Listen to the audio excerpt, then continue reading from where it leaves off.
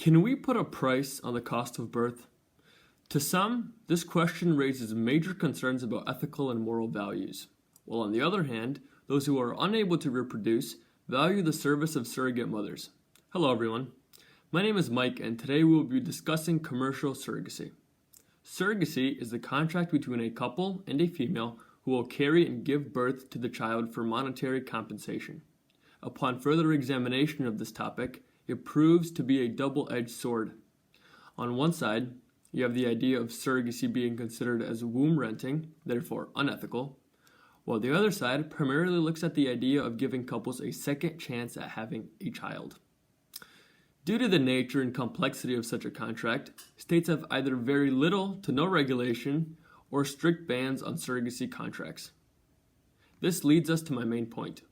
While surrogacy shouldn't be banned, it should be heavily regulated to prevent exploitation.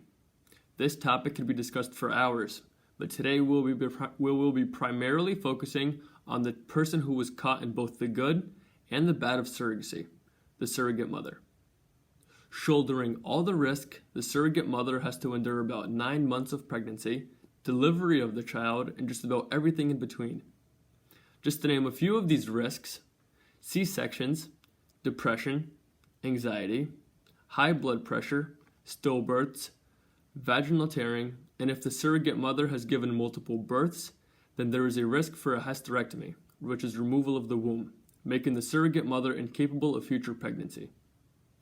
Having said all this, you would think that the surrogate mother signs the contract and is promised a large sum of money. However, you would be wrong to think that. Since this type of negotiation is normally done through a middleman or company, surrogate mothers often have their payment cut to some degree while the middlemen take their fee and processing takes. These middlemen see surrogate women as a tool for the service the fertility company provides.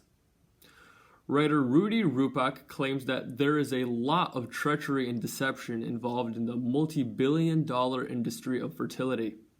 This deception translates into unequal pay, hidden agreements, and other tricks that prevent the surrogate mother from getting the compensation she deserves for carrying a child. This deception turns the miracle of childbirth into just another commercial transaction and business opportunity for endless profit generation. The opposing side states that surrogacy should be prohibited due to risks and exploitations of surrogate mothers. However, the argument for heavy regulation stands strong. So far, there have been around 3,000 surrogate stillbirths in the year of 2015 alone. This indicates that around 3,000 couples have been able to have a child that they can call their own. Because of this, with proper regulation and enforcement, surrogacy can be the ideal and safe process of allowing reproduction of the human race that it was intended to be. It is important for our governments to understand the complications that arise with such contracts, the pricing, contract terms and conditions, rights of the couple, rights and health of the surrogate mother, and other delicate situations. Going forward with safely regulated surrogacy is of critical importance to the one person who holds all the risk.